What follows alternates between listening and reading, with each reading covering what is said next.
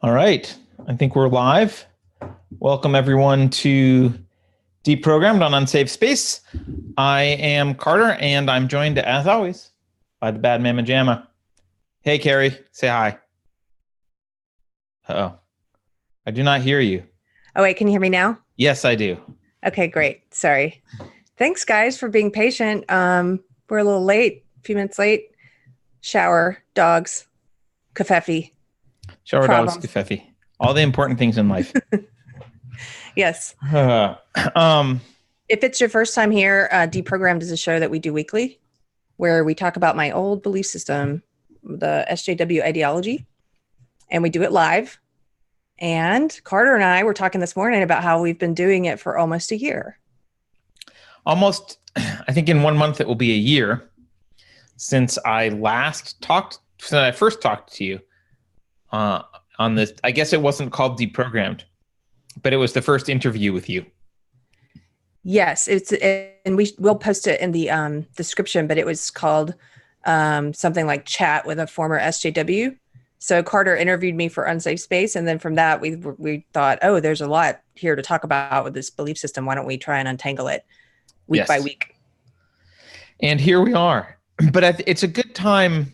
I think, Kari, we've had a lot of subscribers in the past year, and I don't know that everyone has heard your story. Not only do I don't want to just rehash your story, but as you and I were talking about, your perspective has changed even in the last year. It's not that you're suddenly out of the SJW cult. It's that it's a continual process and still kind of lots of self-discovery happening. And you were saying this morning that some things that you said maybe even a year ago you might not believe today, you've moved even since then.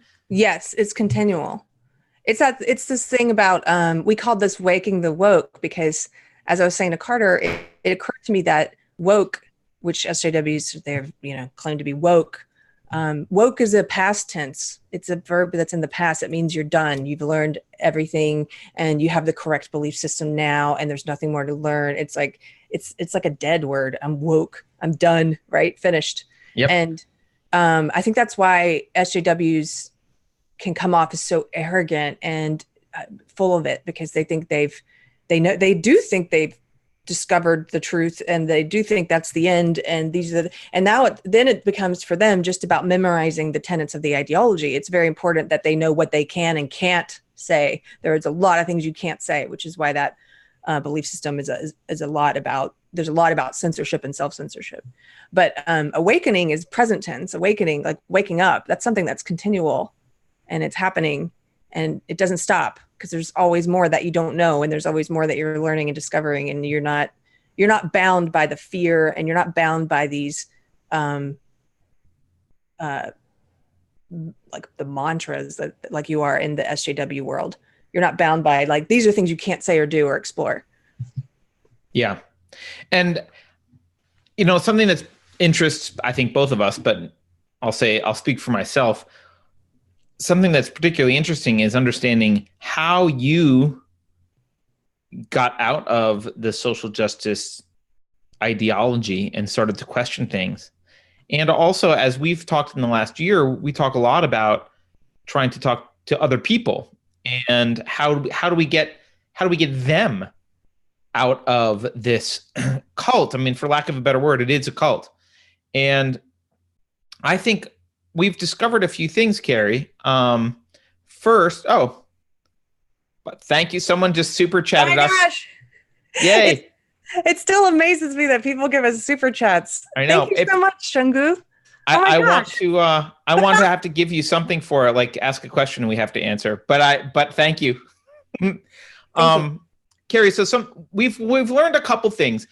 And I just want to rehash a little bit for people who are new, and maybe we should get into, just a high level of how you left the social justice cult. But one thing we've learned is it's not about, I guess this won't surprise people who are into rhetoric, but it's not about facts or information or argumentation.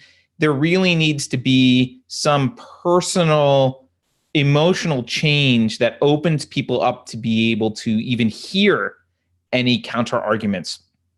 And one thing that you and I talked about, I think just 2 days ago, was this idea of the social justice ideology being very externally focused rather than being introspective. And it was when that introspection started to happen in your life that suddenly you started to question a lot of the ideology. Can you just, for people who haven't been around for a year, can you just do a quick overview of, your background and then how you left? How did you leave social justice? I've gotten hopefully better at explaining it more quickly, because I've told it a few times now in interviews. But yeah, so I would say I was indoctrinated into what I call SJW ideology.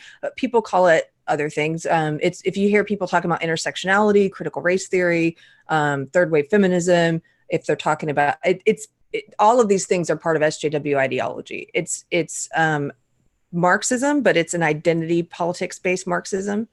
And instead of being, so it's postmodernist and it's Marxism, which is weird, but it's those two things are married together.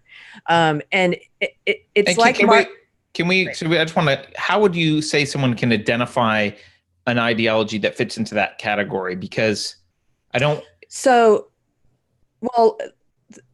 it's Marxist in that it's a way of viewing the world and telling people that the best way to view the world is as it's all a competition between groups.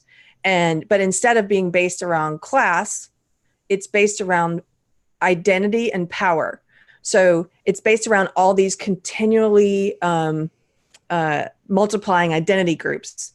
And so they define power based on what groups you're in. They don't define power based on your individual ability to apply force to something or to change something. They define power as simply what groups you're in.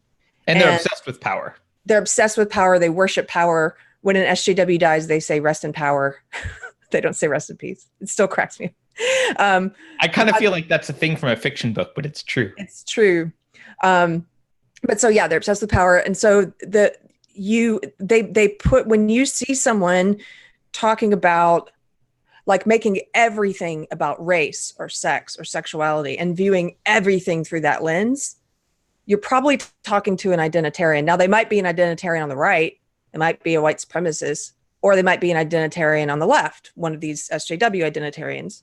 And so I did that answer your question? That, like, the best way to kind of, I wanted to, maybe it was a leading question because there's something that occurred to me as fundamentally different, because I've been arguing with Marxists my entire life, basically. But something that's new about this particular version of, and by the way, we're using Marxism very loosely.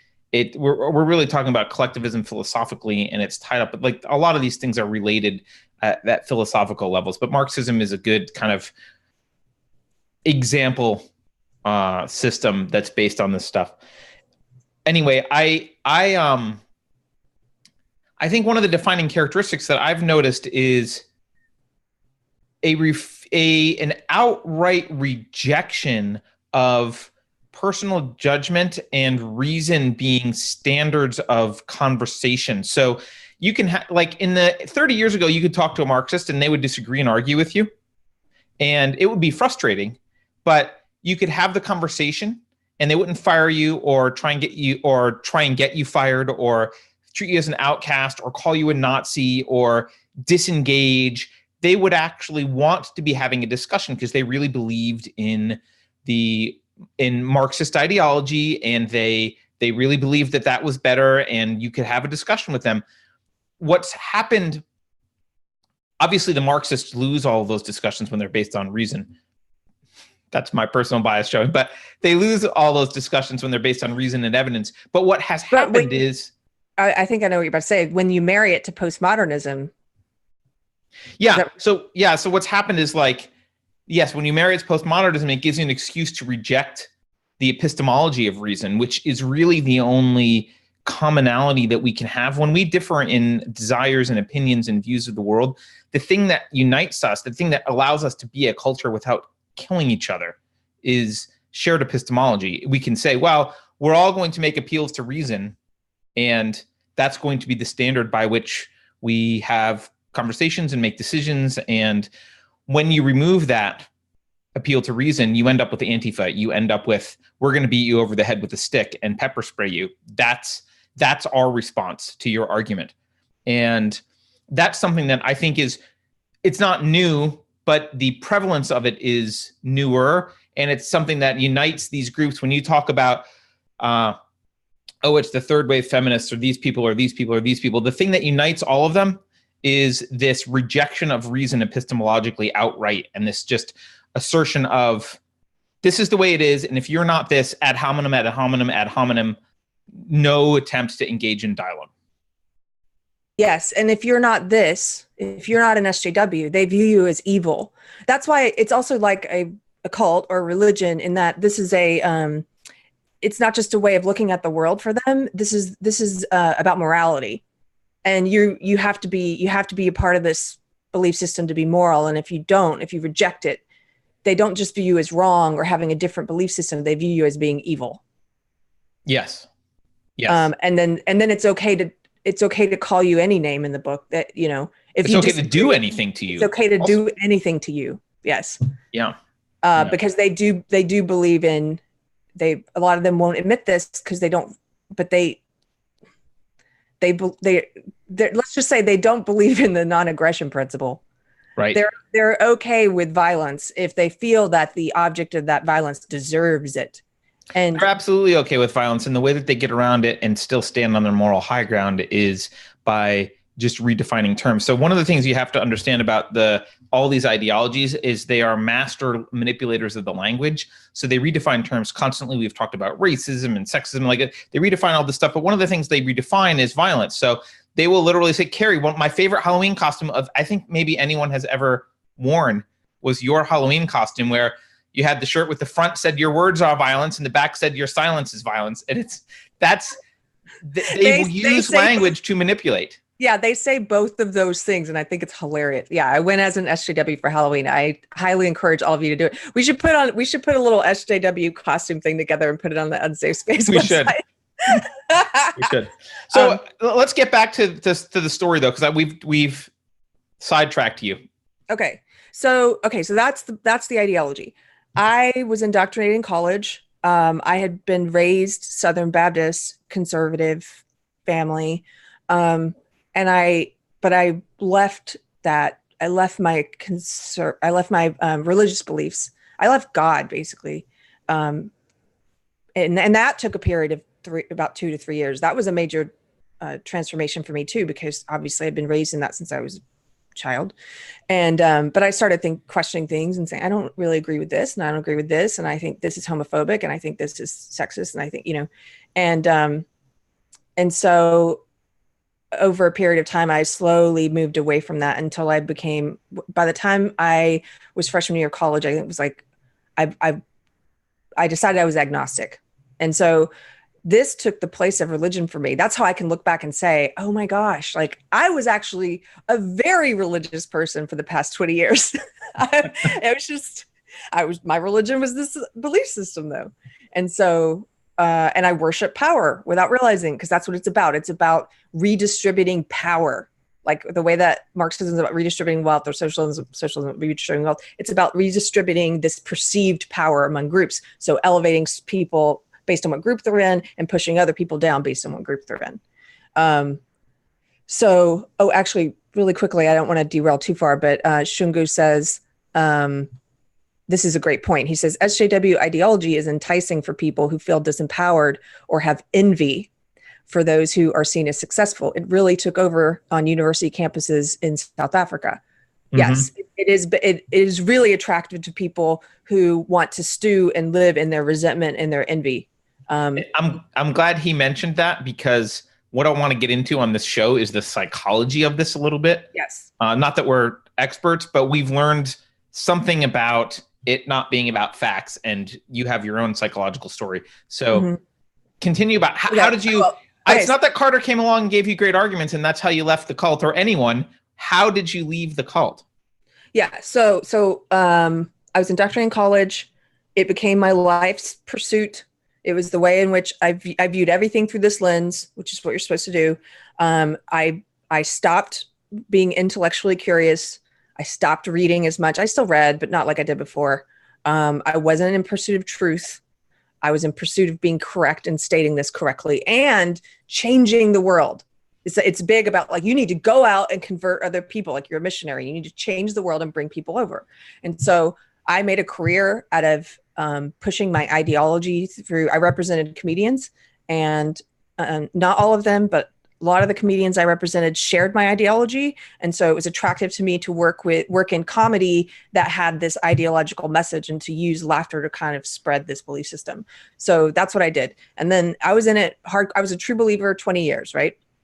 And then what happened was, yes, it was an emotional thing. There were two things that happened. It was a personal crisis in my life.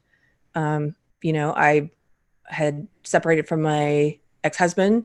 I was contemplating divorce. I didn't know who I was anymore. There were a lot of reasons for that, but I was just kind of like, who am I and what do I want? I was going through all those tough questions, big questions anyway.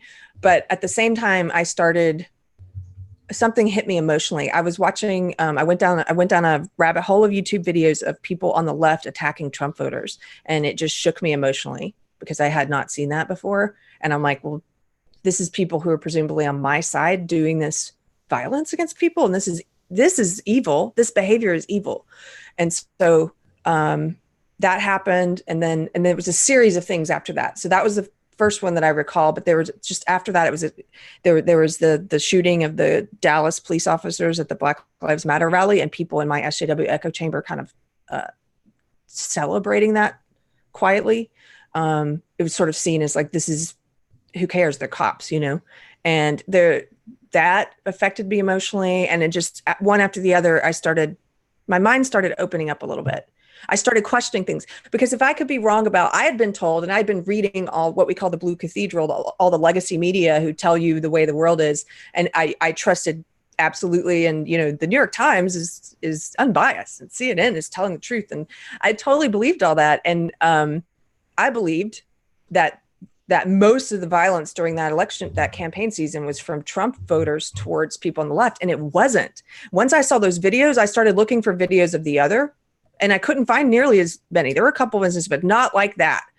I didn't find videos of Trump supporters in a mob chasing down leftists and throwing bricks at them and causing like I did the opposite. So when you realize you could be so wrong about something, and it makes you emotional that you're wrong about it, I think that opens up a little window where you're like, well, what else am I wrong about? So I have a lot of questions. Okay. First, I've been thinking about this. So you and I, let me throw out a proposal or a proposition, and I just want to spitball with you on this a little bit because we don't know. But you and I, we interviewed Dr. Gina Gorlin recently, and she talked about the idea of cognitive integrity versus self-deception. Versus basically being kind of disconnected, like three modes of thinking. Cognitive integrity is where you're kind of consciously choosing what to think about. Self-deception is like consciously choosing to not go deeper or think about something, like evade. And then you can obviously you can be in like automatic mode where you're, focused on some task and not really thinking in that moment what to think.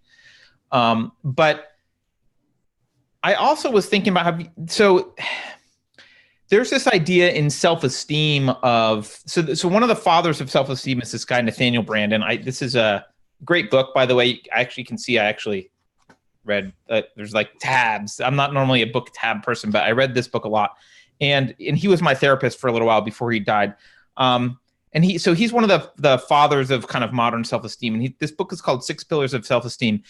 And the very first pillar of self-esteem, and granted, this is his theory, but the very first pillar is the practice of living consciously. And, I thought about that in context of our conversation with Gina, and I thought, well, that's kind of what being in cognitive integrity, having cognitive integrity is. It's living consciously. And then I was trying to think, if you are in any cult, perhaps, but at least the SJW cult, what you're not doing is you're not reinforcing to yourself the idea that your apparatus, your cognitive apparatus, has efficacy, right? Like, so one of the ways we gain self-esteem is by feeling the sense of self-efficacy, knowing that our brain, which is our primary tool of survival as humans, right? Our brain is how we survive.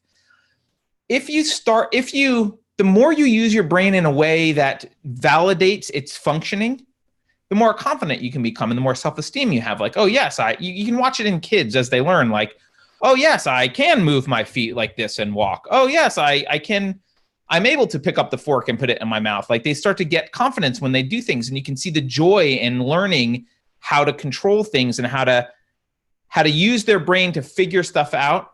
And you can see the self-esteem effect. It's this reinforcement. Jordan Peterson talks about this too in the first chapter of the 12 Rules for Life. He talks about the lobster chapter. But when you do things and you succeed, you get serotonin. And so this is all compound. It's like compound interest. So you get more serotonin, then you're more likely to succeed at the next thing, and you get more serotonin. Right. Positive reinforcement. So it's part of our self-esteem, is this like reliance on our cognitive apparatus as sufficient and capable of dealing with the world and bringing us the things that we desire and keeping us safe. But it occurred to me that if you're in a cult, so you've described the social justice way of thinking as not, they're very against thinking for yourself and coming up with a conclusion by yourself. It's more about memorizing the right things that you're supposed to say. And it occurred to me that means that what you're doing is you're actively practicing evasion. You're actively practicing not using your mental apparatus. And correct. I'm wondering if that has a negative effect overall on your self-esteem, because the less you use it, the less confident you become that your brain is capable of helping you survive in the world, right? That's kind of how that self-esteem cycle works. And so if you haven't used it for a while and you're relying on this secondhand nature and you're trying to get these rules right and you're constantly evading, it could be really scary to have someone come along and say, no, use your own judgment, because your judgment isn't something you've learned to rely on. You're kind of scared of your own judgment. Your self-esteem, or at least your sense of self-efficacy, is very low because your sense of self has been basically annihilated by this cult, which is one of the things that makes a cult, right? It's getting rid of that sense of self and making you a member of a group. And so I'm wondering if it's particularly difficult to just come along and say, turn that apparatus back on and use your judgment. Can you talk to that a little bit? Like, how confident did you feel in your own judgment? It's a long-winded question, but. Well, yes, it does affect your self-esteem. Because you're not like you said, I don't want to just repeat what you said, but yeah, you're not using your mind to the best of its ability, and you are just speaking tenets of an ideology, and you get corrected, and then you learn the new like I gave this example in the video yesterday, but and I've seen this happen tons of times where an SJW online would say something. This is a quick example. I love Elizabeth Warren. She's my spirit animal. That's something people said for a while to mean it was just a culture thing that was going around that meant like, I really like this person or thing, or, coffee is my spirit animal. And then you would get slapped down and told, you can't say spirit, you don't say spirit animal, that's offensive to Native Americans. And then you file that away. Okay, I'll never say spirit animal again. And then you and that's the way it works. And then you say like, that's really lame. And they're like, lame is ableist. Never say lame again. You're like, oh, you file that away. Okay, I'll never say lame again. And it's you're basically collecting all the things you're allowed to say or not allowed to say. And then you're collecting the things you're supposed to say. So you also have things you're supposed to say. They tell you, like, if you're in these groups, they put you in these identity groups, they divide them all into a binary. There's the marginalized and there's the privileged. And then they ramp the language up a bit, and they also use the words, for marginalized, you're the oppressed, and the privileged are the oppressors. And they use those words, they just swap them in and out. Just to be clear, those aren't interchangeable linguistically, but they are to social justice warriors. Yes, they're interchangeable to social justice warriors. And so if you are in the privileged or oppressor groups, then you are basically, they called you, but you've adopted, you've been converted, you've, had your come to SJW moment. Then could it be the come to Jesus moment? Because yeah, no, come to SJW moment. And then once you've done that, now you're expected, you have to confess your privilege. Okay. It's like confessing your sin. You have to confess your privilege. And that's why you see these athletes and actors and stuff doing this publicly, because you have to publicly confess it to show that you're now part of the belief system. And then you have to go forward. And as an ally, you're called an ally now because you're an oppressor. Allies, like a man is an ally to women in this movement, or a white person is an ally to Black people, or a straight person is an ally to gay people, right? So as allies, you are required to go into these spaces and speak the belief system so that the marginalized people don't have to. And they call this, they say this is because the marginalized people shouldn't have to expend emotional labor, okay, because they're already so oppressed and marginalized, that they shouldn't have to do this. So it's your job to go in there. That's why it's so weird, but you'll see like that group on Facebook, White Nonsense Roundup. It's white people who go into other people's walls and tell other white people why they're racist. Right. and so, and the same thing with men, they expect men to go forth and preach this to other men. It's real. And that's why it's really, not to go on too much of a tangent, but it's really funny when you get like a woke male SJW preaching this and you're a woman who doesn't believe in it. And then their head explodes because they're there speaking on behalf of you. So you don't have to do the emotional labor to speak it. And it's like, wait a minute, are you speaking for me though? Are you mansplaining to use your language? Like, I don't believe what you're saying. So anyway, that's the question about self-esteem though. Okay. So yeah. So you're just learning what you're supposed to say, like the preaching and stuff you're supposed to do. And you're continually learning what you can't say. And you're not allowed to think. That's not thinking.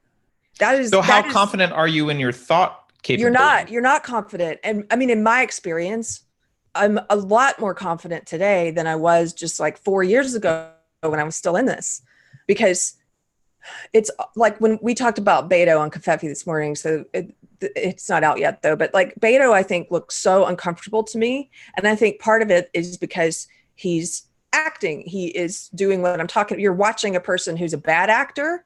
Like some of them are good actors, but you're watching a person who's a bad actor, sorting through all the stuff he's supposed to say or not supposed to say and trying to pick the best things.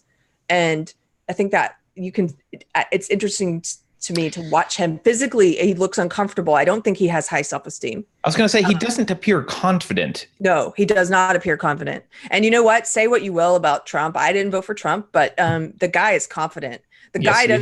He is not sorting. He doesn't have some internal censor who's like, what can I say or not say to, he just says what he thinks. And I think that's what one thing that people admired about him, the people that voted for him, is that like I didn't understand at the time when they said he's just being himself. I'm like, yeah. And he's a buffoon. Why would you want to? But what they meant by that, I think, was he's just saying what he believes to be true. Right. So if you've got this going on in your head and you're not feeling confident about your ability to think, it becomes, I can imagine it's very difficult then to be asked to make an independent decision about something and have someone try and pull you out. Let me give you a great example. So a year or two ago, I do this thing called civility dinners with people from all different belief systems come together. We have dinner, we have discussions. We went to see Jonathan Haidt speak he was speaking at a local college or university. And we went to hear him speak. And in the Q&A at the end, they had these students. He came on to ask him questions in front of the audience, right? And in the course of talking to him, one of them was a white woman. She was asking him questions and he turned the question back on her. And he said, well, let me ask you this. Should Heather McDonald, now Heather McDonald is the one who wrote the book, The War on the Police, The War on Cops. Mm-hmm. And just like a lot of people who engage in, quote, people who don't subscribe to this ideology, she is not welcome on most college campuses. like she's been met with mobs of people. They've tried to shut her down with violence and with mobs and with preventing you from going into the venue to see her. These people are all about control.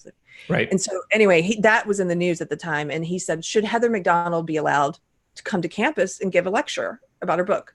And this student, it was so uncomfortable. The whole audience was like, because this student is up there struggling and you're watching it. She's like, well, I think she should be allowed to, but some people might find that her speech harmful. And so, yeah. She was like, yes, but no, but yes. And she was literally trying to, I could see her looking out like a deer in the headlights, trying to pick the correct answer. Now, well, she's looking for sympathetic eyes to tell her what to think. She's looking out at her peers. What that is, what you're watching is secondhand self-esteem. She's looking out at the audience going, when I kind of lean this direction, what's the reaction? When I lean that direction, what's the reaction? She's hoping that she can sense the room and lean the direction that will get her the approval she needs. She's not internalizing the question.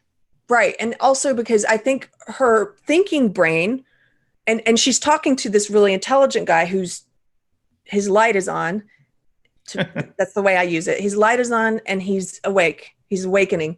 She's talking to this guy who just gave a whole lecture about the pursuit of truth versus at colleges, the pursuit of knowledge and truth versus turning people into activists who go out and preach. Right. Yep. So she feels a bit of empathy with him, probably because they're sitting together on a couch on a stage and they're talking, and she wants to probably please this professor. And so, and her thinking brain is saying, well, why, just based on this whole lecture we just heard, why shouldn't she be allowed to come and speak? Right.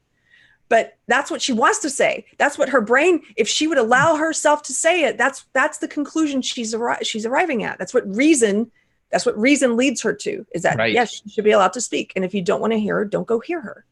And, but instead of, she couldn't say that because her internal SJW sensor is thinking through all the trouble she's going to get in, possibly for saying, what if I'm called a racist? What if they say, what if there's something so she's like, censoring herself. And it was so sad to watch this person who's at a university, to watch it in real life, like this internal conflict between the part of her that wants to think and the part of her that wants to like put her mind in a cage. So let's think about this for a second. Think about how intellectually debilitating that must be, constantly, to have that program running in your head, constantly worried about that. And I think what it means is, in the social justice world, the people who rise to the top are the people who are the least bothered by the fact that it's a farce. Yes. Those are the people who are like, yeah, this is a lie. But they can keep going because they can use their brain. They know damn well what they're saying isn't true, or they know they're just manipulating the crowd, or they're manipulating other people. They're not, if you're actually in it, and you feel, if you're not one of the people who takes it, who understands that this is just a farce, it's actually very difficult to rise to the top in the social justice world. But if you get that it's a farce, you can disconnect those things, and you can be like, oh, I know he asked me a question, but I know what the right thing to do is. I may think the right thing, but all I'm thinking actually is how to manipulate people. So I've already come to the conclusion what the words I need to speak to get to my next manipulation goal. So the ones who, often the ones who rise to the top are the ones who are not true believers, in the sense that they're not like they're not against oppression. They want to be the ones oppressing. They want to amass power for themselves. And, they're not handicapped by this. Right. Cognitive, and they want to amass power for themselves, and this ideology is a great way for them to do so, especially if they check off any of those marginalized boxes. Because what this ideology does is it says the world is this way, and they say, and that's why we justify pushing for it to be this other way. And so within this belief system, it's the exact opposite of what they say. Within this belief system, the more of the marginalized boxes you check off, the more power you can amass. And so that's why it's very attractive. And if you have, like, I have a friend who, he jokes a lot about reparations. He's like, if I were an unscrupulous guy, like I could be making some serious money off these white people. Like, Right. because if I didn't have any scruples, you just use it. As you see all these people, and you see people doing this, holding these unlearning toxic whiteness workshops, and this girl I was talking to the other day, she goes to some racism anonymous group. I'm like, wow, like this is an industry. Right. And by the way, how much self-hatred do you have to go to a racism anonymous? I just don't. I think that's it's but this is interesting, right? So it means because you have this debilitating handicap of not being able to use your own thought process or your own judgment, it does allow the more Machiavellian people who don't have that handicap, who see it for what it is, to rise to the top, because it's debilitating intellectually to function like this. Yes, and the ones who rise to the top are often so. Jordan Peterson has a grad student, Brophy, I believe is her name, and she did a study about the difference, the types of people. So they basically divided it into, I'm going to put it in layman's terms. There's two types of SJWs. Okay. Okay. They're the ones who, and they call them PC authoritarians and PC egalitarians, or PC liberals. So the PC authoritarians, in this study, they found they have authoritarianism in common with authoritarians on the right. They want to control you. They want to be in control. They have lower verbal cognitive ability. They're not as intelligent. And they have a high disgust sense, or a low disgust sensibility. They get disgusted more easily. The same with authoritarians on the right.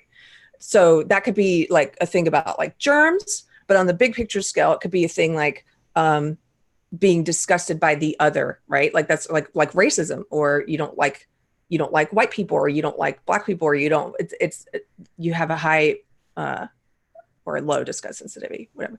So anyway, that's the PC authoritarians. And then, and they have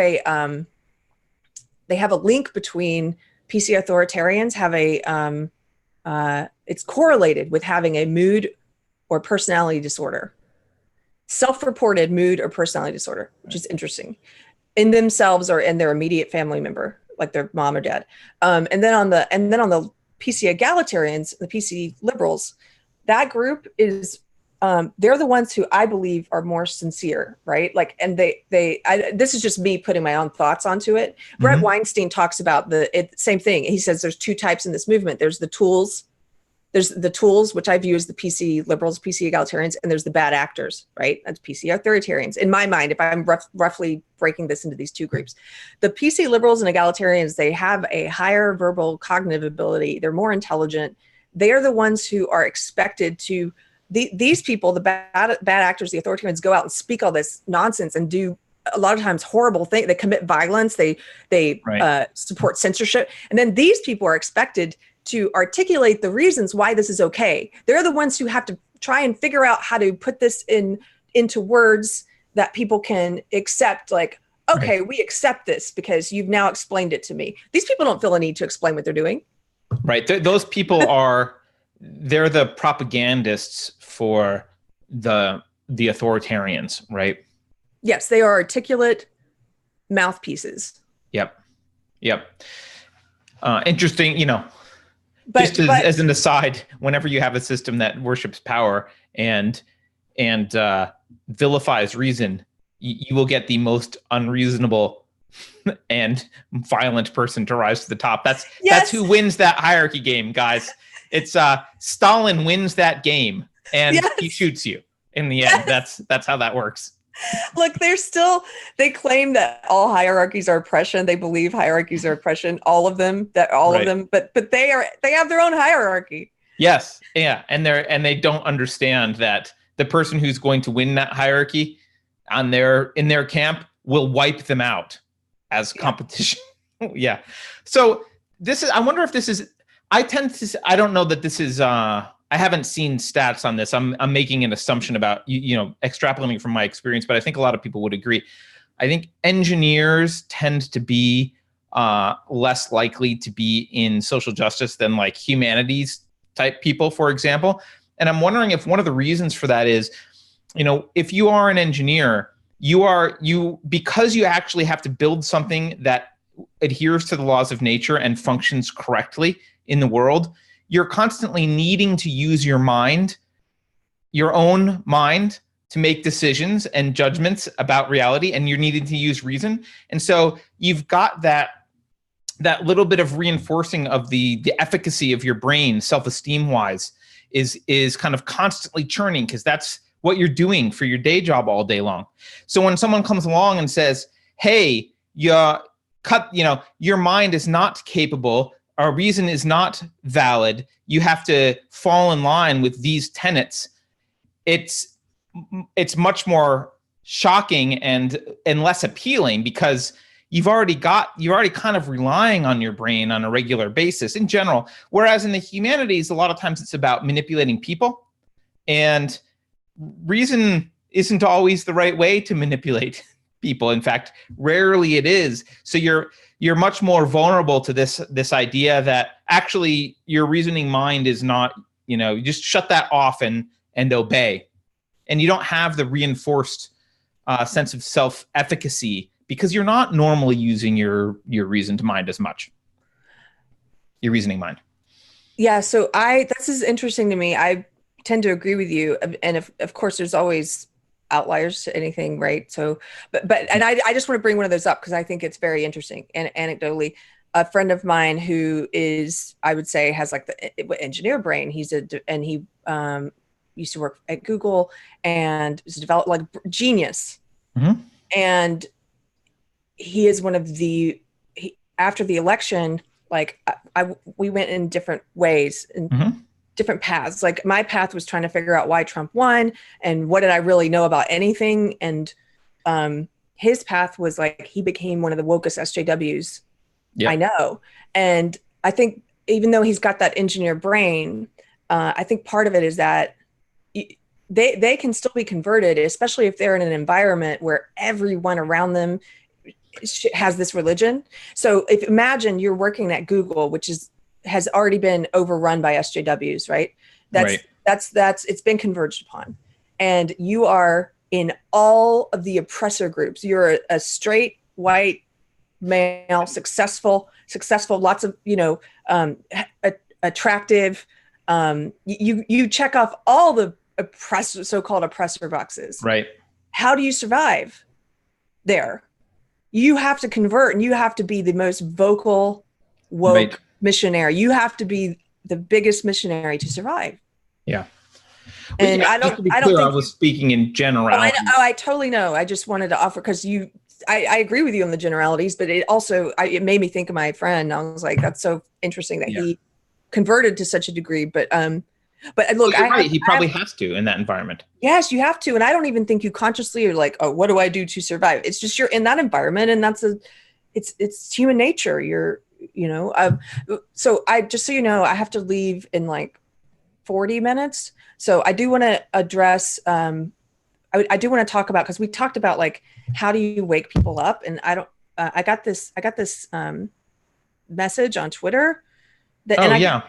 So I got this message yesterday. I get messages like this a lot. I've had people email me this, like, hey, my girlfriend is an SJW. What would you suggest she reads or whatever?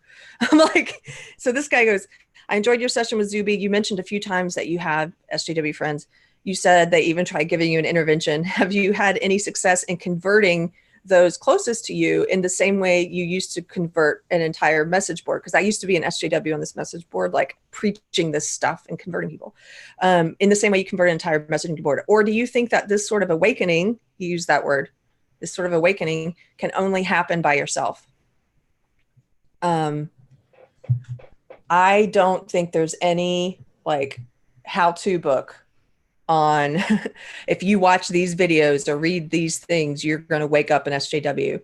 But I do think it helps if you have, like you were saying, Carter, it helps if you have an emotional connection to the person, because then they're naturally have empathy for you. What were you saying before we started this podcast about cutting off an arm? Like, yeah, well, I mean, so we talked a little bit about this prior to the show, and when you have someone in your life who you're close with personally, maybe they're a spouse, maybe they're a girlfriend or boyfriend, maybe they're a brother or sister, maybe they're just a close friend. When you have someone that's close to you, the cost of treating them as you would treat a stranger when the stranger says something that violates the tenets of social justice, treating them with the same disdain and ostracizing them and cutting them off has a real cost to you, right? If you're kind of partially merged with someone, it's like, ow, that's like cutting off my arm. Like that would hurt. I need to find another way around this because this is horrible and repulsive what they're saying, but I can't cut off my own arm. That's going to hurt. I need to figure out a way to deal with this. And the way to do that is to have empathy. Like that's what comes up immediately. It's like, well, I have empathy for this person, right? I know my mom or my sister or my girlfriend or boyfriend or whatever. I know he or she doesn't. I know they're good people, because if I make the assumption that they're an evil person, that hurts me too, because here I am intertwined with them. And like, that's a traumatic, painful thing to say, like, that person's evil. So I'm going to lend you some empathy that I wouldn't maybe lend other people. And once you've got that empathy, then you have to start listening. And I think if you have a relationship where you've got that mutual empathy, it's actually very hard to have the hardline social justice stance with that person all the time. You either end the relationship or you open up to this idea that people can have differing opinions and not be evil. And yes, and I think here's I have had some success to answer that person. I have had some success, and it's not necessarily because I'm like going out into the world trying to convert people like I used to do as an SJW. That was different. That was like indoctrinating people. That was going and spreading, these are the things you should believe and speak, and the things you should not speak. And let me give you all this stuff you didn't know so that you can memorize it and you can go speak it too, right? That's what that was. That was indoctrinating. The people that around me who have kind of stepped back a bit from SJW beliefs it's not because I'm telling them what to think like that, or what not to think. It's just like you open the window a crack for them, like You're telling them to think. Yes, it's like, you disagree with me, but like, think. If you have a lot of times we've talked about this before, but SJWs, they repeat opinions that are not their own. And not just SJWs, lots of people do this. And I didn't realize I was doing it until I started listening to Dr. Jordan Peterson talking about not telling a lie. And also, not telling a lie means not speaking opinions that are not your own. And when you start noticing that, you don't even notice you're doing it half the time. And when you start noticing that you're doing it, and like, then you stop doing it, or you try to stop doing it, then you see how many people do it. And they do it to an insane degree, because they've been told they can't think, right? So things have to be, they're not allowed to think in this belief system. Things have to be made radioactive to them. That's why there are certain sources, there are certain people that they believe you cannot associate with, and you cannot read, and you cannot watch. And so they will just spout opinions like, Milo Yiannopoulos is a blah, blah, blah, or, Mike Cernovich is this, or Keri Smith is this, or, and then if you say, well, let's talk about it. I disagree with you. What lecture specifically, so we can get specific and talk about what lecture you're talking about, or what book, or what passage, or what did he say? They don't get to read the source material. They just parrot the opinions that are told to them by the legacy media and by their SJW circle. And so what I'm saying to SJWs is, you can still disagree with me. That's great. Then we get to have a conversation, and that's interesting, but have a reason. Like, have it be your opinion. Go do the research, and if you still believe that way, then great. Now you can defend your position. And so I'm not telling them what to think. I'm saying, think. Yes, think. Like, form your own opinions. Don't speak other people's opinions. That turns you into a puppet. It turns you into a zombie. It turns you into a parrot, like somebody said in the comments. Yes, they parrot opinions that are not their own. They do that a lot. I feel like I'm ranting a bit here, but I wanted to say one other thing. So the more that you start to speak your opinions and to pursue truth, and to get past the fear of doing so, you got to get past the fear first, right? But once you get past that fear and you start doing that, it's like I think sometimes that Jordan Peterson turned my light on for me, and Jonathan Haidt and Brett Weinstein, a lot of different people, but Jordan Peterson maybe, and Eckhart Tolle, weirdly, The Power of Now, which is about living consciously, which you said earlier. I was reading Eckhart Tolle at the time, Michael Bernard Beckwith, I was going to Agape, all these people, but my light was turned on. And then I started like voraciously trying to figure out what I thought about stuff. I was reading again. I was interested in stuff I hadn't been interested in before, or that I hadn't been interested in for a long time.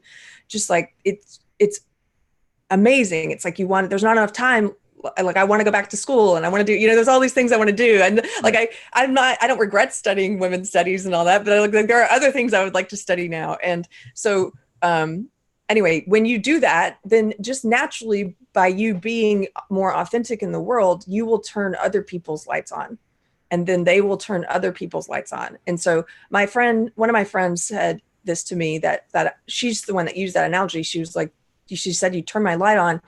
And she ended up, at the time when she started talking to me, we were just like work acquaintances. We had been work acquaintances. And she came out to me because of my opinions were changing and I was speaking differently. And she came out to me as a closeted Trump voter in the entertainment industry in Los Angeles. Right. And I had no idea she, who she voted for or anything. And she's also in a bunch of like different marginalized groups. So she's way under the radar. Right. So she was saying at the time, she was losing her voice physically. And then she started to think it was related. It was like psychosomatic or something, like related to the fact that she felt so silenced. And in her workplace, her boss and everyone was always saying stuff about Trump voters and just assuming that she agreed. Yeah. And just trashing. And so finally she started to get her voice back. It took a while, like with me, these things take a while, but she finally came out to her boss as a Trump voter. Wow. But, I mean, I think of it like in the days when gay people come out of the closet, and you and I have talked to Mike Carlo and others who, I know a lot of gay people who are wrong thinkers who say, hey, it was much easier to come out of the wrong thinker closet than it was to come out of the gay closet these days. Much harder to come out of the wrong thinker closet. Yeah. So, but just like coming out of the closet, it's like you humanize yourself. So now her boss is like, all this stuff she believes about Trump voters, right? Trump voters are this and they're that and then that. But wait, but you're a Trump voter and I like you. Right. So anyway. No, I think it sounds like the essence of, really the essence of getting people, quote, out of the SJW cult is really about enabling them, inspiring them, and helping them to think on their own and use their own judgment. And that's going to be a very scary thing for them because their own judgment is not something they've been relying on. It's something that they're afraid of because their own judgment gets them into trouble. So it seems like one of the things that I like to ask in situations like this is, what is someone getting out of it? So if you know someone who is in social justice, they're doing that because they get something out of it psychologically. They're getting something out of it. And I think in order to, you can't just start throwing facts at them because they're not going to listen. They've got to be open up. They've got to be open emotionally first. And I think to do that, they've got to see that what they're getting out of adhering to social justice personally, what they're selfishly getting out of it is less than what they could get out of something else, like thinking for themselves. They need to see that, like, oh, actually, the grass is greener over here. I can feel better. Were you happy as a social justice warrior? That's a great point. I wasn't. Happiness is a feeling, and it's you have it sometimes. It comes and goes, and sure. But compared to now, no. And I definitely didn't have, my purpose wasn't. I had a purpose, but it wasn't fulfilling like the one I have now. And it was like false. It was empty. So right. I had a friend ask me recently if I'm happier now than I was, like compare on a scale of 1 to 10 or whatever now versus when I was in SJW at the height of what, for people looking from the outside looking in, saying what was my most successful period, like I was executive producing a late night show with Chris Rock, who had starred one of my clients and had other clients find writing for it, and was living in New York for a bit. And like, was I happier then or now? Oh my gosh, it's like not even close. I'm so much happier now.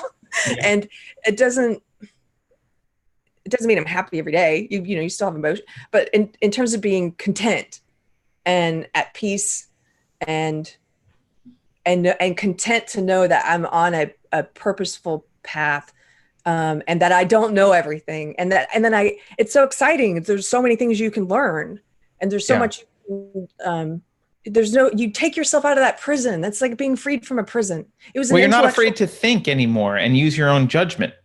Yes. And it's exciting. Like, I don't know, it's so different. That's why I tell people sometimes, so I get the people who come to me or will write me and say like, how do I help wake up my SJW friend or girlfriend or whatever? But then I get people who write to me and say, like they don't agree with SJW ideology. A lot of liberals write to me, but see, this has taken over the left, and it pretends to be liberalism to a degree. It pretends to be progressivism. It's not either of those things. But they are afraid of it, and they're afraid of speaking against it. And they're like, I'm too afraid to even hit like on your videos or hit like on your posts. A little tiny thing like liking something might have me ostracized, right? And what I say to those people, and I've said this since we started doing this, I don't know how to tell you how to get past that fear, but I just want you to know that when you do, it is so much better on the other side. I don't know I've met lots of former SJWs in the past year. I don't know any who regret getting over the fear and leaving. It's like, it's just none who would go back. Yeah. Well, I mean, I think one of the fears is social ostracization, and they don't want to be ostracized. And look, if someone's afraid to think for themselves, and all you do is come along and say, you have to think for yourselves, but you don't give them, and you don't show them the grass is greener. Like there's nothing to gain from it other than what, you'll stop yelling at them about being a social justice warrior? Like that's a small gain, right? So if you can show them, like, look, if you got these people in your life and you show them, look, just try a little bit of it. One conclusion on your own, and talk to me, and I'll introduce you to some other people who will not get upset at you for having, even some people who disagree. You can see, oh, it's okay to think something. And actually, Keri disagrees with me, but she's not calling me a Nazi or ostracizing me for it. We're still at the civility dinner or whatever it is. We're still interacting. I think they need to see that using their own mind will not cause everyone in their life to throw them away, and it will feel good to be able to draw their own conclusions and have discussions about it, even if it's just a little thing. But I really think that coming along and asking them to stop being a social justice warrior without replacing whatever it is they're getting out of being a social justice warrior is just not going to work. Yeah, let me tell you what you will get. You will get this brand new car, Janet. No, everyone's got a car. Look under your seat. You will get. Okay, you're going to lose friends. Yes, I lost friends, right? But they're friends in quotes. Let me put it that way. You learn. Brandon Tatum said this. We did an interview together once on Gavin McGinnis's show about Walk Away. And Brandon Tatum was like, no, but you're learning who your real friends are. And I often joke that SJWs don't have friends anyway. They have allies. So you stop being their ally. Who cares? Or they stop being your ally. Right. Or they have comrades. They call each other. They have a lot of comrades. They do call each other comrade. So you're gonna lose some friends, but you're gonna first of all, you're gonna find out which of your friends are real, and those friendships are gonna become stronger, especially if they still disagree with you. I have some friends who I haven't lost who still disagree with me, and I think our relationship is better now because we trust each other enough to have the back and forth, right? But then you also are going to make a lot of new friends, and a lot more interesting friends and real friends who are not friends with you just because you're in the same cult and you share the same belief system. Who challenge you and push you. And like, I've met so many interesting people since I walked away from SJW belief system. And so you're going to find that, and you're also going to get, it's like opening up your mind to all this stuff. Suddenly everything's exciting again. It's like your light is on. There's life in the world. Everything is not this doom and gloom, and we need to, the world is an awful evil. Like, they believe in a really bleak world. They're kind of nihilistic in a way. The world is evil, and it's a white supremacist patriarchy, and people are naturally evil and have inherent bias, and they're inherently racist and sexist. And like, that's an awful view of people. And once you get past that, it's like things are, I don't know, it's just so much more beautiful. Someone used the word envy in the chat earlier, and I think there's no better word to describe a lot of this mentality. It's just envy because no one has things that are always going well in their life. There's always people with something better or something that you are envious of, and it really feeds. It really feeds on envy, that mentality. Yeah. And so I'll say something else too. If you're talking to SJWs in your life or whatever, and I'm at my best when I can talk to people in love, and I am not always at my best. Sometimes I'm the worst version of myself, and that is not a good time to talk to them. But when you're in that good place, and for me, it has a lot to do with my new beliefs. Some of my new beliefs. You look at someone like Daryl Davis. I mentioned him in my very first essay when I first started leaving the cult. He's the black guy who's befriended and pulled 200 people out of the Klan just by being their friend, right? That is the kind of love that I'm talking about. And so one way to do that is you don't want to, when you talk about, if you talk about their ideology, because you probably will, because they'll probably be being a good missionary trying to share it with you. Here, let me tell you about the new definition of racism. Is they try to teach you these things. Yeah. And so if you are disagreeing with them about their belief system, like make it about them and not about them as a person. Like, I try and make sure I say, like, I believe this ideology is evil, but I don't believe I don't believe, let's say, even half. I don't believe half the people, or a lot of the people pushing it are evil. They are pushing something evil, and because they think it's good, because it's been sold to them as good. And that's something good, because you can appeal to their good-heartedness. They are doing it because they have good intention. Keri, you reminded me of something. You said you had a lot of friends reach out to you, and after you wrote that essay, and when we look at, I know from the outside, everyone looks at Silicon Valley and all they see is Google manipulating votes and Facebook and like all this horrible social justice stuff. And that is true. By and large, the Bay Area is a cesspool of social justice ideology. However, what I learned when I started to speak my mind on Twitter and basically burned bridges in Silicon Valley or made myself unemployable by starting this show, I was surprised at the number of people who came out to me privately and said, "Oh, I totally agree. I'm afraid." And I just want to tell you, like, if you're in your own personal psychological hell because you're self-censoring, you're not alone. For all that person in LA that you were talking about that was worried about coming out of as a Trump voter or whatever, for all she knows, there's several people there who also feel that way at her place of employment. Some of them might even be parroting some of the stuff on the left because they're afraid. People are afraid legitimately. And you're not alone. You're not alone. There's lots of other people who are in a similar psychological hell. And I do think the tide might be shifting a little bit, but I will say, if you have the courage to come out, and I'm not even saying, I'm not saying come out as a conservative or like, you don't have to be any of those things. Just come out as someone who's trying to use your own independent judgment sincerely. That's it. Yeah, you might get ostracized by a few people, but I think you'll find that there are a lot of people who will look up to you for that. You'll get admiration, and people will come and ask you for advice, and they'll want to befriend you. And you'll build a new friendship circle if you need to. Yeah. And then you'll be the one that people are coming to privately and saying they're afraid, and how do you get over the fear? And then you'll turn their light on and they'll turn someone else's light on. That's I don't know. I think I like this episode already. Can I read something to you? You made me think of. Yeah. I forgot about this essay, but as we were talking about it, it came back to me.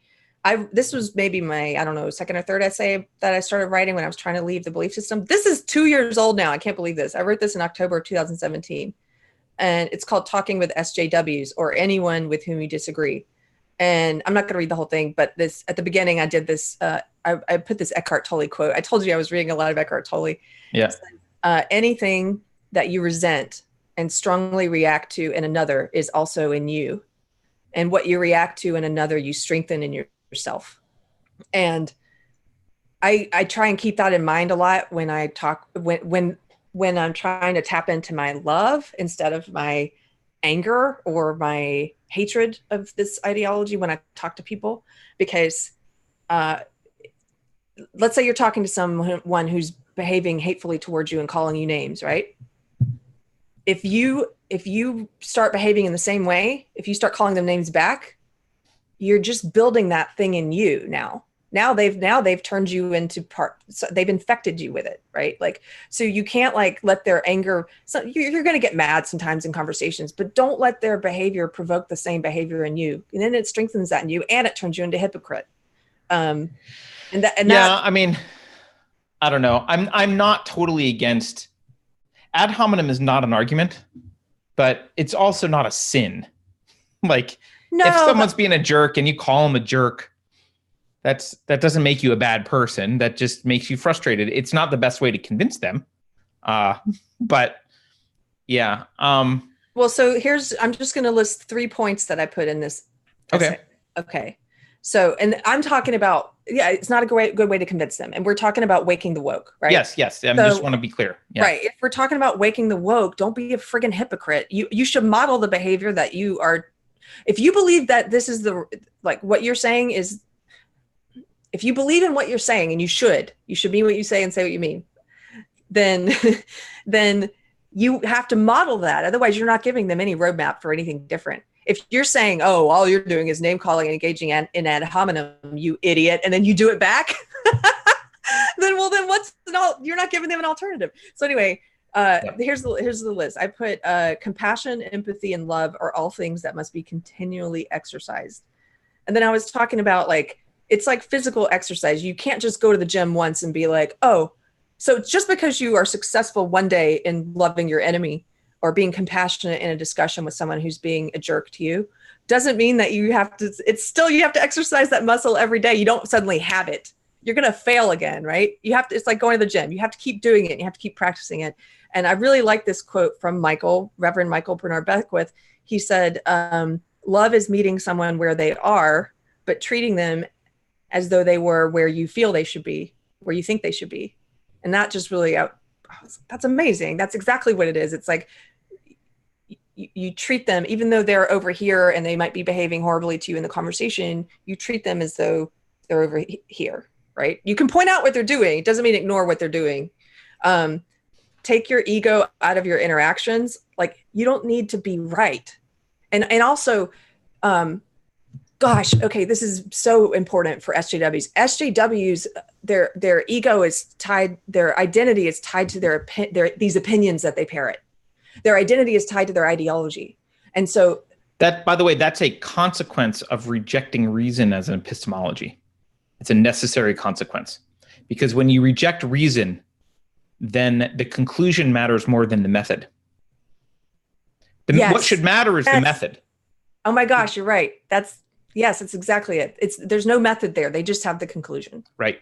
And so a lot of times I think they engage in ad hominem, they engage in personal attacks because they can't tell the difference between a personal attack and a criticism of their opinion. If you criticize their opinion or their ideology, they take it personally, emotionally, they receive it as a personal attack. If you say so already, even though you're trying to be very clear and just criticize their ideology as evil, or I don't agree with you on this, they hear like, they take it as a personal attack. And so they come back at you with a personal attack because they can't tell the difference. So you should be able to tell the difference. Like, take your ego out of it. If they disagree with your opinion, it's just your opinion. Has nothing to do with you. It's just your idea about something, right? Like, it's not who you are. Yeah. I've mentioned this before, but it reminds me, when I taught founders, early stage founders, I ran a couple accelerators for early stage founders. And one of the common problems that they would have is they would conflate their self-esteem, their own personal identity with their idea for their company or with their company. And it makes it impossible to run your company, because when someone criticizes something about your idea or your company, or you get negative feedback from the world about your company, you get hyper defensive and you can't pivot and you can't make the changes to succeed, because all you're doing is defending because you feel like you've been attacked personally. And it's like, no, you're not being attacked. The idea is bad. Yeah. Fix it and move on. Like, it's idea. Yeah, this is not just unique to SJWs. Anybody, this is a human. It happens all the time. It happens all the time. I think it's very prevalent in this belief system. But I did want to disagree with someone in the comments. I just saw somebody said Christians are similar, tying their ideology to their identity. So when you criticize their religion, they take it personally. I don't take it personally. I mean, I'm a new Christian, but Carter's an atheist. You know, I don't. Some Christians do, but some do. Yes, some Christians do. I think one of the things, though, that I learned from Dr. Rachel Brown in our discussion with her was a distinction between Christianity and a lot of other religions. Is that Christianity, because they were focused on, the Christians historically were focused on converting people through missionary works rather than through conquest. What often resulted is they would need to cultivate empathy for belief systems and other cultures so that they could communicate and try and convert them. And so I think historically Christianity has been much less self-defensive. There's been less defensiveness and kind of irrational defensiveness than a lot of other religions. For example, if you tell a Christian, I'm an atheist and I don't believe in God, they're less likely to want to murder you than if you tell a Muslim that I'm an atheist and I don't believe in Allah. Right? There's a big difference between those. And I'm not saying it's not all Christians. There are some, I grew up in a house, just to, agree a little bit with what this person's writing. I grew up in a house where if I had said an atheist, I'm pretty sure my father would have murdered me and hid the body. Like, I'm like, it was granted I had a crazy childhood, but like, there are Christians who are like that. Oh, absolutely. And but not all of them. And like Kiara says, this quality is common across all belief systems, and even something as dumb as a sports team. Yes. Yes. People do knife each other in the UK over football. The LA Dodgers, they beat people up they take it as their identity, their sports. It's crazy. And but this is all related, because the reason that you want tribal inclusion, or you take your identity to be your beliefs, is, I think, fundamentally because of some shaky self-esteem issues you've got going on, where your identity is not built on your own personal path and achievements and actions that you take and habits and what you're trying to do with yourself. It's based on adherence to a thing, right? I identify as part of the group that believes X. And so I think they're related, actually. It's all the way related back to what we were talking about at the beginning. Yeah, I agree. Okay. Good point about the amygdala. I started reading about the amygdala. I have a lot more to read about the amygdala. It's a fascinating part of the brain. Well, read that comment for anyone listening. Oh, sorry. It says your amygdala lights up when your brain sees somebody it considers other, even somebody with the wrong sports team apparel. Yeah. Yes, it does. To go back to what we were saying earlier, authoritarians, whether on the right or the left, it probably lights up a bit more. they have a bit of a disgust issue. Well, I think it is tied with your identity, right? It's right. Yeah. So there's this other. So here's one other thing I put in that essay about talking with SJWs or anyone who disagrees with you.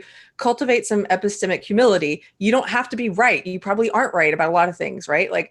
And there's this Bible verse I really like, Proverbs 18:2. It's a fool does not delight in understanding, but only in revealing his own mind.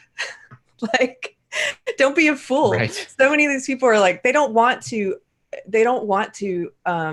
understand. Sometimes it's worth, we've talked about this before, sometimes it's worth talking online with SJWs if there's other people, if there's an audience, because you can reach some of those people who are afraid maybe of pushing back, or you can reach some people who believe in certain tenets but aren't like fully bought in. But then there are other times where conversations just aren't worth it. Like, there's one guy I'm thinking of in particular. I don't waste the time because he doesn't, like, a good conversation, to borrow from Peterson again. I think he's the one I heard say this once. A good conversation is one in which a little bit of you dies. Like where yeah. If you're tying, if he's kind of intrinsically tying ego to belief, right, in that statement, which is not healthy, but that's what we were talking about. People do that. They do tie ego to belief. But so if you're, a good conversation is one in which I'll just try and articulate this myself, or what I believe is that one person, you're trying to understand each other better. That's the whole point of conversation. You're trying to articulate yourself in a way where they can understand you more clearly, and you're trying to understand what they're saying. And if you can't, you ask for more clarification. And if they ask you for more clarification, you clarify so that you can understand each other. There are some people who you will talk to who, just like they're not thinking, they're not actually having conversation. They're not there to listen to you and understand you better. And they don't try to make themselves easier to understand.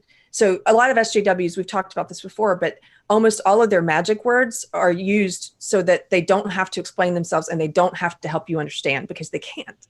So if you say, well, where'd you get that? Or they will call you a troll. They will call you a sea lion if you ask them questions. They will tell you to check your privilege. They will say they don't have to do the emotional labor. They will say, it's not my job to educate you. They will say, but right. It's all these roadblocks so that they don't have to make themselves more understandable, because they're not there to have conversation. And they don't want to understand you better, and they don't want you to understand them. They just want you to convert, and they just want to be right. And so you have to be different than that. You have to have humility and be like, well, I don't know everything. You don't. And be willing to, I don't know. I think the only way to pull that out of some people is you have to model the behavior that you wish to see. Yeah. A couple of things I want to say about that. One is, I just want to separate, this is how I view this. It doesn't mean it's necessarily correct, but I want to separate online from in-person conversations. If you're trying to actually pull people out of a social justice cult, I think you need to do it in person. I view my online activities as selling weapons or giving weapons away. I'm just arming people with thoughts and arguments and information to go use offline. You can use them online if you want to rearm other people, that's fine. But very rarely is anyone ever going to watch a video of ours from any social justice warrior is going to watch a video and go, I emotionally connected and now I'm converting. Maybe, but likely what will more likely happen is we will arm people who have relationships, real life relationships with people. And that emotional connection is your wedge in to start having a conversation. And maybe you'll be armed with some more information or some ways to think about things in order to have that. So I want to separate those two worlds. I agree. I'm a lot harsher online, actually, than I would be in a one-on-one conversation with someone, because I'm not trying to convince social justice warriors online. I'm trying to arm everyone else. Harsher. Yeah, I'm also much harsher online. I get called aggressive. But the other thing I want to mention is, I like all this stuff you're saying about the purpose of a conversation, and you might be wrong, and blah, blah, blah, and we're trying to get to the truth and understand it. That's all great. I love it. It's what Western civilization is. I want to point something else out, though. That's unique to Western civilization. The reason I fight so hard against social justice warriors, and frankly Islam, is that idea of mutually trying to reach an agreement through reason and understanding is not universally accepted. And what is at risk is a civilization that has been built upon that idea partially is at risk from ideologies that are coming in, like the social justice ideology, and saying, screw reason, we will beat you up if you disagree, we will call you a Nazi, we are not interested in communicating with you. That is an existential threat to our society. It's a huge, huge threat, which is why this needs to be fought tooth and nail. It needs to be fought. And by the way, I don't want to be clear, it's social justice, but it's also Islam. And we don't talk about Islam a lot, but Islam is a vile ideology. It is you and I might disagree on this. I mean, fine. I separate Islam from Islamism, or Islam from radical Muslims Islam. don't use the word Islamism. It's a made-up word that Westerners use. Right, but that's I'm a separate saying issue. There's moderate. There's like, I mean, I have Muslim friends who say are all not, Muslims I are know, horrible I know. I'm just saying Islam itself. Anyway, we talk about just like you say all social justice warriors aren't evil. I'm not saying all Muslims are evil. Okay. But what I am saying is the ideology is evil. It's religion tied up with authoritarian statism.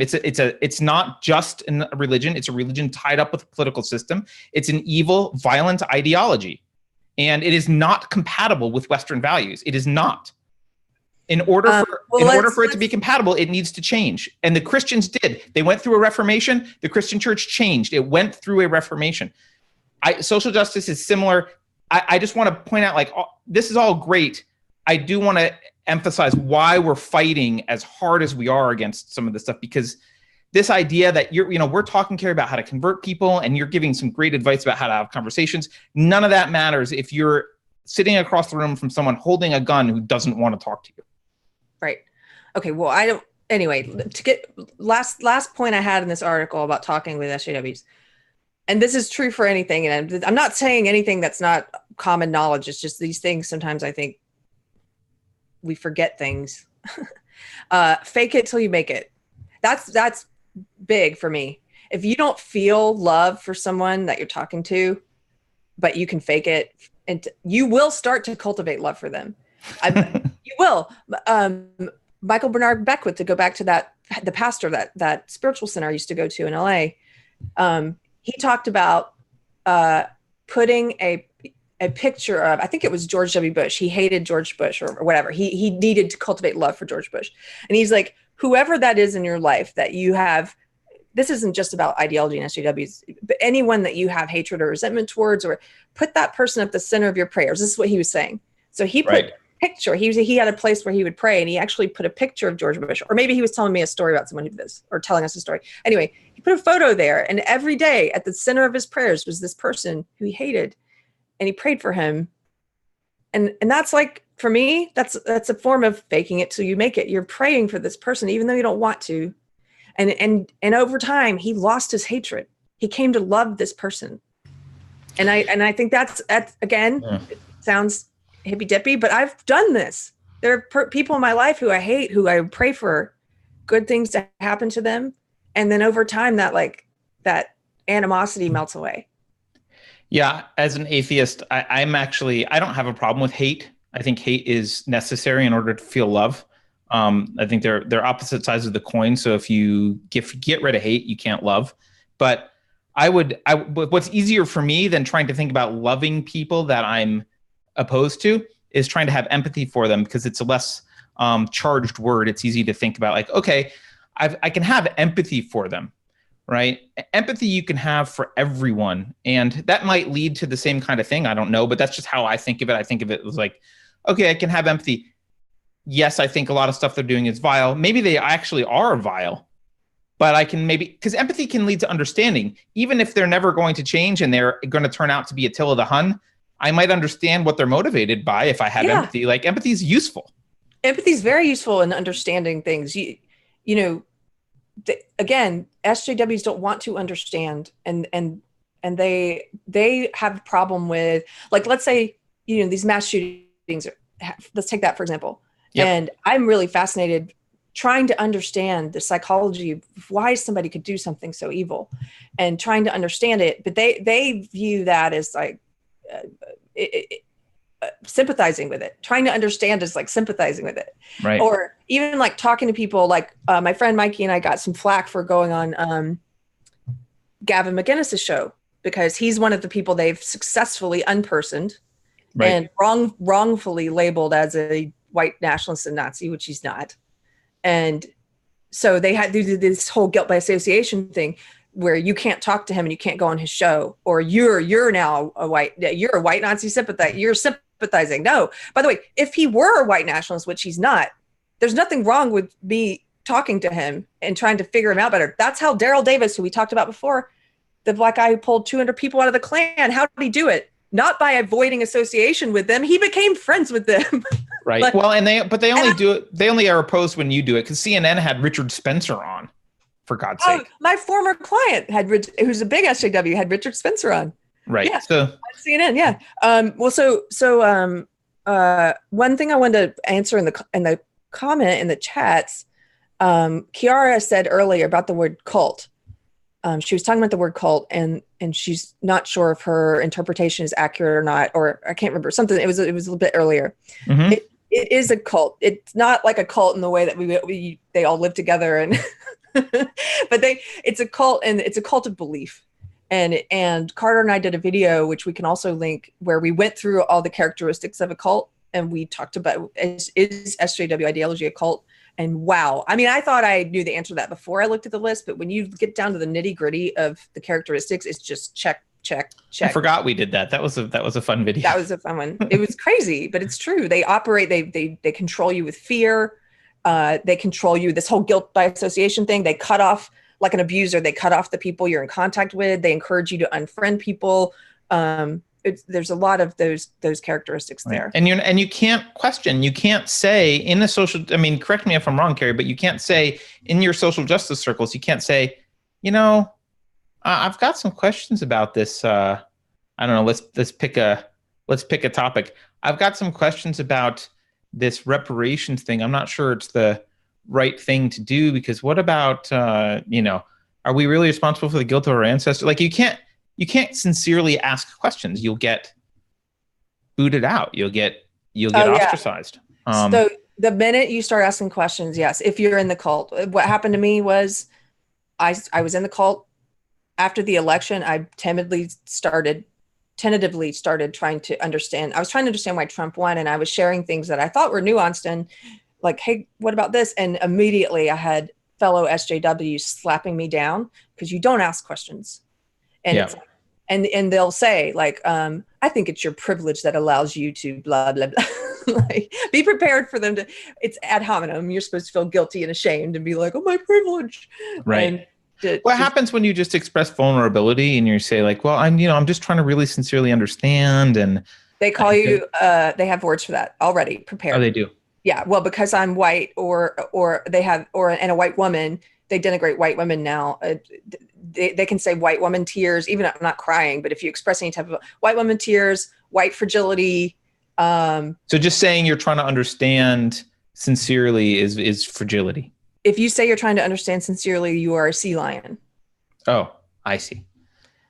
That's one of their insults. It's like troll, but it's like someone who a sea lion. It's funny they come up with all these supposedly denigrating terms that to keep you from doing that. You're not supposed to ask questions sincerely. Therefore, we're going to come up with a word for when you do it, and then everybody can just point at you and say sea lion. Well, I mean, that's a great test if you want to know if someone is really a member of the cult. If you approach just sincerely asking questions and expressing vulnerability that you don't understand and you want to, and you get it called a sea lion or whatever, I think that's all the evidence you need. But so I have to go to work. This has been a good one. Is there anything else that you think we should touch on? By the way, yes, they are a hate group, basically. They are a hate group. Yeah. Anything else? I don't know. I mean, I don't think, Keri, we don't really have a solution for like, this is how you awaken someone, but I would argue that it really, really helps to have emotional leverage and have an emotional connection with someone for the reasons we talked about before. And then, remember that your goal isn't to convince them about any particular issue either. It's just to get them to start thinking for themselves. Even if they come to conclusions you don't like, if you can see that they're starting to think on their own, encourage that. That's what you want. You want to shift their focus from looking out at the world to introspection. You want them to shift their focus from, I need to change everyone else, to what about myself? What do I really think? Right. What can I do to fix myself instead of trying to fix the world? Right. And if you can get them to start doing that, I think the rest flows. Mm-hmm. But you've gotta, if you can take that telescope and turn it around or whatever, like the microscope, you want that focus into, which is why we talked about this the other day. It's why Jordan Peterson has like the make your room, make your damn bed or whatever it is. Not clean your room and make your bed. Right. Yeah. So if you can get that, that's a step forward. I have a great anecdote about that. So he basically is like, why are colleges indoctrinating its students and turning them into these 18-year-olds who go out with signs at protesting all the time, telling us how to run the world? You can't even make your damn bed. Right. Why should we listen to you on how to restructure the economy or anything? You can't even clean your room. And that was brilliant to me. I was like, yes, because I saw myself in that. I felt, embarrassed. That was me. I was out there with the signs and I was out there telling the world how to fix itself. And I was a complete mess in a lot of ways and needed to, it's not just clean. He does mean clean your room actually and make your bed actually, but it's also an analogy, like clean your own room, make your bed, meaning like take care of yourself, get in better shape. And so I have an anecdote about that. One of the wokest SJWs that I know right now.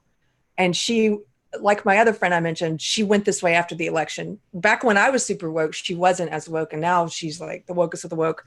She's the white person who wears the shirts that say white silence is violence. And she's always posting pictures of herself at like with protests, and super virtue signaling.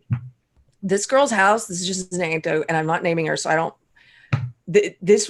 I was supposed to stay with her once when I got into town. Oh my gosh. That she literally, she bought an entire new set of plates, of plateware and silverware and stuff, and was bringing it into the house with me and my luggage. And I'm like, what's that? And she was like, oh, I hadn't done the dishes in a long time, so I threw them all away and bought new ones at IKEA.